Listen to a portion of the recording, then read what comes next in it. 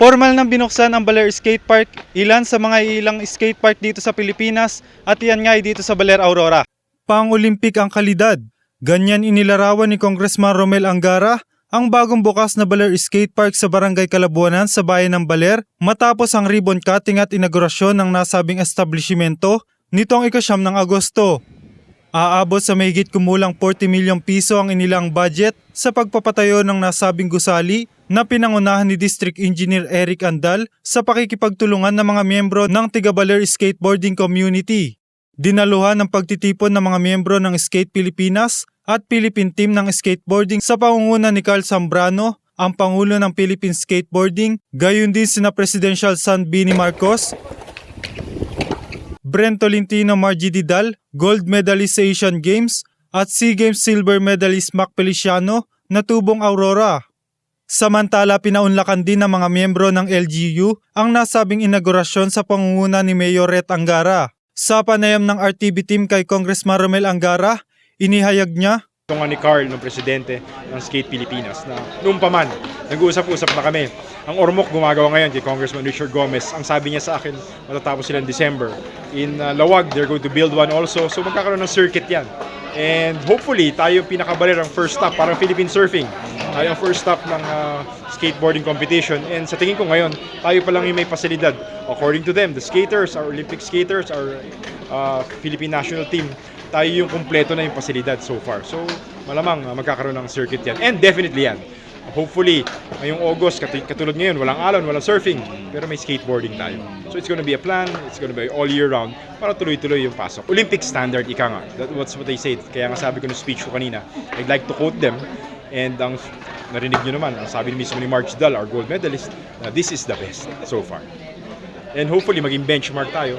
Susunod-sunod na yan sa ibang bayan, ibang probinsya. So at least we're the first, di ba? Dagdag pa ni Congressman Romel Angara, and I'd like to say thank you kay Mayor Ret sa Sangguniang Bayan Vice Mayor kasi maikling kwento lang po. Nagkakape lang kami ni Senator Sani Angara. Way back 3 years ago, sabi niya, Mel, napakaganda ng skateboarding. It's an Olympic sport. Meron tayong Asian Games gold medalist kay Marge. Meron tayong local na pride of our own na Baler na si Mac na merong magaling sa skateboarding. Ito pong nakikita po natin, medyo advanced yung skateboarding. Pero sa likod po niyan, meron po tayong ginagawang, I don't know, common bowl o whatever common park na para sa ating mga chikiting na maaaring matuto. Isipin mo na lamang, mga silver at gold medalist yung magtuturo dito po mismo sa atin. One day, in the future, malay mo, maging Olympic gold medalist ang ating mga taga-Baler at the same time dito po sa ating buong Pilipinas. In the futures to come, magkakaroon tayo ng future competitions para saan? 1, para gumalaw ang ekonomiya ng ating bayan ng Baler. 2, para magkaroon ng trabaho ang ating mga kababayan. 3, at magkaroon ng pagkakataong yung ating mga kabataan na masunod at maging masaya yung kanilang kabataan. Sa aking mga Sangguniang Bayan members, from the bottom of my heart, maraming salamat sapagkat pinagbigyan nyo si Mayor na makabili ng lupa. Kung wala po ito, kahit mag-usap kami ni Senator Sani ng halos araw-araw, kung wala namang lupa ay hindi rin po mangyayari. ayon naman kay Carl Zambrano, malaki ang may tutulong ng pagkakatatag ng skatepark sa mga kabataan ng Baler. I think for one, if it becomes an internationally certified facility, it brings two things. One is normally it brings international tourism, which brings good economy to the city, to the Baler.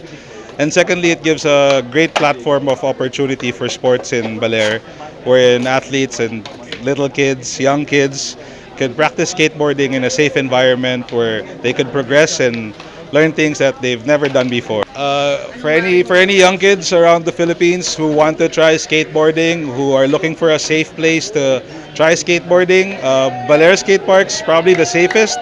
It also has like a beginner side, an almost intermediate side, and an international standard side for the street course. It also has a bowl that has a park that's good for beginners and good for those that are more advanced. Matapos ang inaugurasyon ay sinundan naman ito ng Envision Invitational Skateboarding Competition na lalahukan ng mga miyembro ng professional skateboarders mula sa iba't ibang probinsya sa pangunguna ng Skate Pinas at Philippine National Team para sa larong skateboarding. At ako inyo naging tagapaghatid balita, Joshua Angara, para sa RTV News Desk.